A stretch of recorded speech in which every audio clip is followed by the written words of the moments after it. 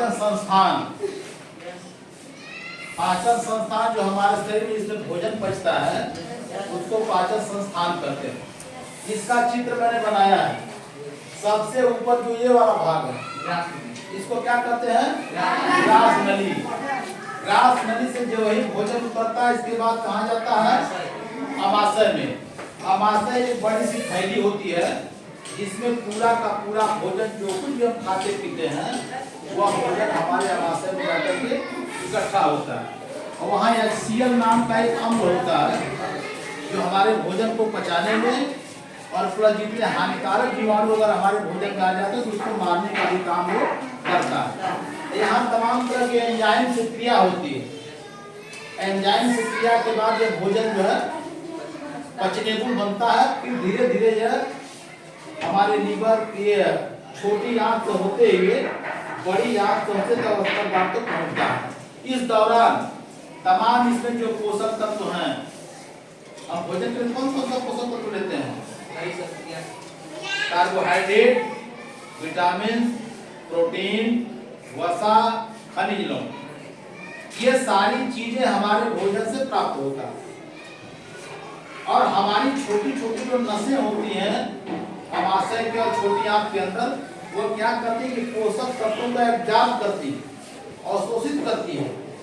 और वो अवशोषित भोजन जो है हमारी पौष्टिकता के रूप में शरीर में प्रयोग कर लिया जाता है।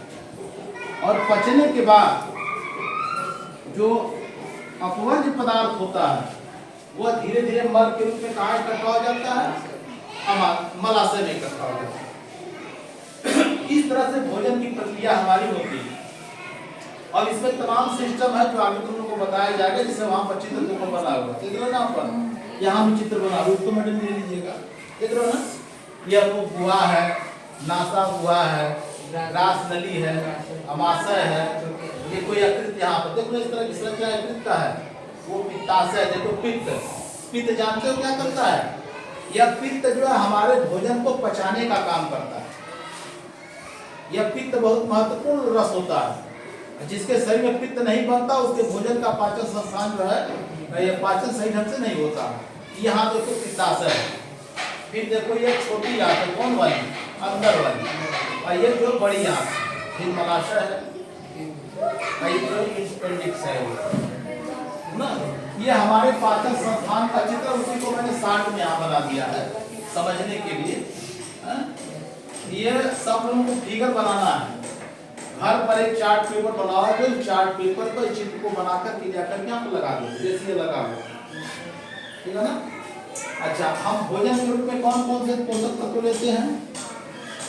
पोषक तत्व किसे कहते हैं? बोलो। पोषक तत्व वे तत्व होते हैं जो हमारे शरीर के लिए आवश्यक होते हैं।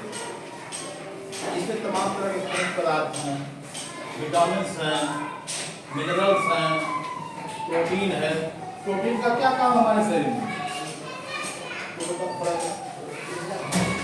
नहीं गलत, तो बताओ प्रोटीन का क्या काम? प्रोटीन हमारे शरीर का विकास करता है, हमारे शरीर की वृद्धि होती है। इसलिए छोटे बच्चों को प्रोटीन लेना चाहिए। बैठ जाओ।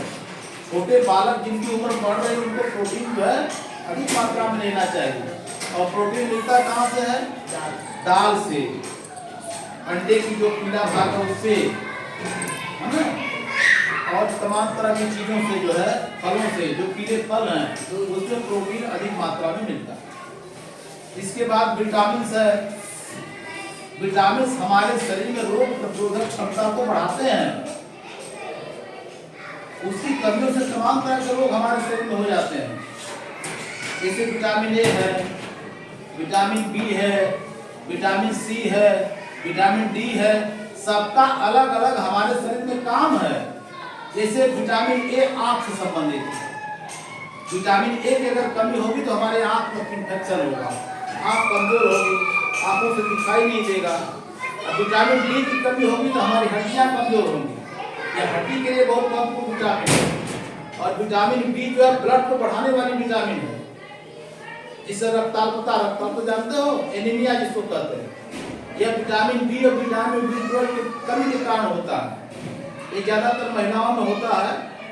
तो उनको अलग से विटामिन बी के जो सिरप वगैरह है, इंजेक्शन वगैरह